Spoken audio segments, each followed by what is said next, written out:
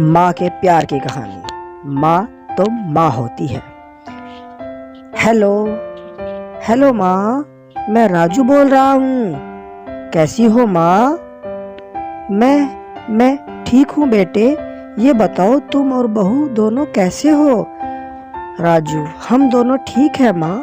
माँ आपकी बहुत याद आती है। अच्छा सुनो माँ, मैं अगले महीने इंडिया आ रहा हूँ तुम्हें लेने की। क्या माँ? हाँ माँ, अब हम सब साथ ही रहेंगे। नीतू कह रही थी माँ जी को अमेरिका ले आओ, वहाँ अकेली बहुत परेशान हो रही होगी। हेलो, सुन रही हो ना माँ? माँ, हाँ बेटे हाँ। बूढ़ी आंखों से खुशी की अश्रुधारा बह निकली। बेटे और बहू का प्यार नस नस में दौड़ने लगा। जीवन के 70 साल गुजार चुकी सावित्री ने जल्दी से अपने पल्लू से आंसू पोंछे और बेटे से बात करने लगी। पूरे 2 साल बाद बेटा घर आ रहा था। बूढ़ी सावित्री ने मोहल्ले भर में दौड़ दौड़ कर ये खबर सबको सुना दी।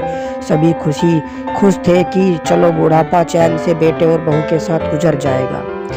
राजू अकेला आया। उसने कहा कि माँ, हमें जल्दी ही वापस जाना है, इसलिए जो भी रुपया पैसा किसी से लेना हो वो लेकर रख लो, और तब तक मैं प्रॉपर्टी डीलर से मकान की बात करता हूँ। मकान? माँ ने पूछा। मकान बेचना है? हाँ माँ, अब ये मकान बेचना पड़ेगा, वरना कौन इसकी देखभाल करेगा। हम सब तो अब अमेरिका में ही रहेंगे। बूढ़ी आंखों ने मकान के कोने कोने को ऐसे निहारा जैसे किसी अबोध बच्चे को सहला रही हो। आनन फानन और औने पौने दाम में राजू ने मकान बेच दिया। सावित्री देवी ने वो जरूरी सामान समेटा जिससे उनको बहुत ज़्यादा लगाव था।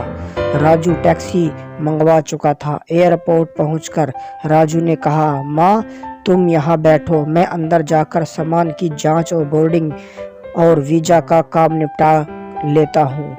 ठीक है बेटे। सावित्री देवी वहीं पास की बेंच पर बैठ गई। काफी समय बीत चुका था। बाहर बैठी सावित्री देवी बार बार उस दरवाजे की तरफ देख रही थी जिसमें राजू गया था, लेकिन अभी तक बाहर नहीं आया। शायद अंदर बहुत भीड़ होगी सोचकर बूढ़ी आंखें फिर से टकटकी लगाई देखने लगी। अंधेरा हो चुका था। एयरपोर्ट के बाहर गहमागहमी कम हो चुकी थी। माँ जी किससे मिलना है? एक कर्मचारी ने वृद्धा से पूछा।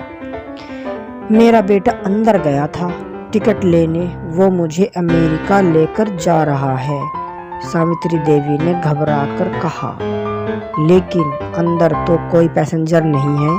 अमेरिका जाने वाली फ्लाइट तो दोपहर में ही चली गई। क्या नाम था आपके बेटे का? कर्मचारी ने सवाल किया। माँ जी ने जवाब दिया, राजू। सावित्री के चेहरे पे चिंता की लकीरें उभर आई। कर्मचारी अंदर गया और कुछ देर बाद बाहर आकर बोला, माँ जी आपका बेटा राजू तो अमेरिका जाने वाली फ्लाइट से कब का जा चुका। क्या? वृद्धा की आंखों से आंसुओं का सैलाब फूट पड़ा।